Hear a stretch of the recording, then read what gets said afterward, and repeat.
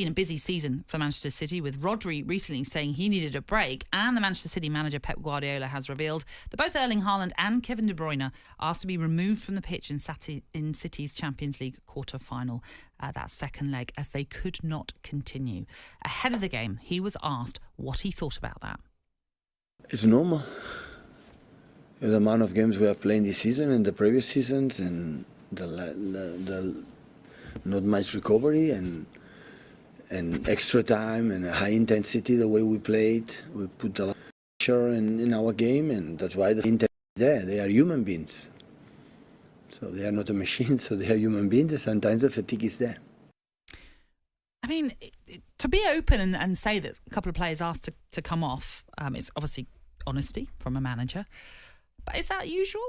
Do players often ask to come off? Well, I'd always stick on the side of the player here. If they feel, if you're going to let your teammates down and you know you're not right and you're, masking an injury of some sort, or mates carrying an injury, then I don't see a problem with that. You're better. Have you come in the dressing room afterwards? I'm struggling with my calf or my hamstring. I felt my hamstring. I didn't. Have you ever been in that position when you? Well, I've come off in games, when I know I'm not quite right. And you indicated you needed to come off. I thought I was going to do more damage. It's also, it's not just you maybe. Look, old school was, you just keep going, and sometimes you make the injury worse. Sure, yeah. By staying on the pitch, but you're not doing your colleagues any favours if they're carrying you. So I played at Tottenham one day, and remember I was playing for Chelsea, and we drew 1-1, and I was struggling. I tweaked my hamstring during the game, and I stayed on, and I could still run, but I was feeling it, and I wasn't at full capacity, but I was there to lead the line and keep, which I was doing. I was trying to avoid being in the channels and getting in a sort of a 50-yard run, because I could feel my hamstring. I just thought it'd go, but I eventually came off in the game. But sometimes you do. I mean, look, these players, what everybody out there thinks footballers now, they train for an hour and a half and they play a game of 90 minutes, and them days are well gone. Every one of them is a fine-tuned athlete, and you're going to break down.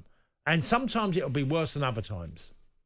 Erling Haaland is still top of the goal scoring when it comes to the Premier League, obviously not matching what he achieved last season. Do you think that is down to... I mean, there could be an element of being tired and the jadedness that he might be experiencing after a busy season. But is there also, do you think that teams now have worked out how to play against him, so making it more difficult for him? So he's not matching those standards of last season? I would think it needs to be a bit more onus on what the team do for him, because he hasn't been as clinical as last season. Yeah. So that's come at a price. He's still top of the charts, by the way. And he did miss 2 full months during this season. So he would probably lead him by 4 or 5 goals if he was fit for the whole season. So he would an injury this year that's plagued him a little bit. Yeah. So he's today as well. There's a muscle injury. He might not play. Yeah, he might not play. So it's just not. Last season, everything went right. They won the treble. It was perfect in many ways for them. And he had a debut season that was a dream for a manager. This year it's been trickier. Do I doubt him? Not at all. You put him on the transfer market tomorrow, there'll be half a dozen clubs who'll take him, if not more. Of course, yeah. I don't think that should be doubted at all. So, it's been a tricky one for him. It's not been plain sailing this season. Look, I'll take just something Paul Arrington said to me, who's a golfer, this week. I was in Dublin and we were at the K Club.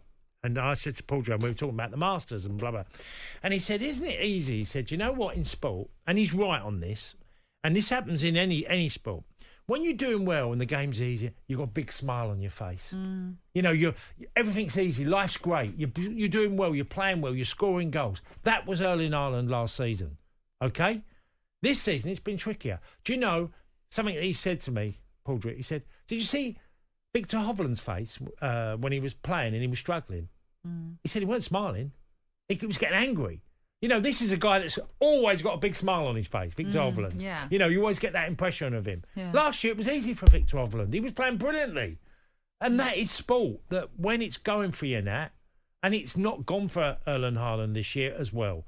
But do I doubt him? Not at all. I think he'll be a great striker. He will get huge numbers all his career. There's been little to choose from when it's come to these two facing each other this season in the Premier League. They've drawn both games, 4-4 in November, 1-1 in February. And I suppose we've already mentioned the fact that Chelsea come into this having scored 6 against Everton, so they're in a good mood coming into this one. Whereas for Pep Guardiola, he's got to ensure and make sure that fatigue and that disappointment of losing out to Real Madrid on a penalty shootout. They'll be fine, City. They'll be fine. But they don't want today. anything to spill over into what is a domestic double that they're now going for. Yeah, I don't. I think. Will they have too much for Chelsea? When Simon Jordan said it'd be interesting because I feel like what you said about the, I know said going to turn up today and it'll be a very competitive one and they'll be playing like with the swagger because they played well against Madrid for 2 games but got knocked out. I think Chelsea have to match that today. Look, Cole Palmer's in incredible form. 11 goals in 6 games he's got now. That's Erling Haaland of last season in a short space of time. So this is a game that could be very tight. Chelsea have got to match their possession of the ball. City will dominate it. But I really hope Chelsea show what they can be. Do you know Chelsea haven't been beaten since February the 4th now? Yeah. That's a lot. February, first week of February. They've gone and haven't been beaten. So they've been on a really decent run. Very much so. And that's why I'm saying, is it now we're finally seeing the fruits of the labour? No, you are right. They're much better than they were. Yeah. Well, it's going to be intriguing and you're going to find out what will happen because it is live on talkSPORT. On AM, on DAB, via the talkSPORT app and on your smart speaker. talkSPORT.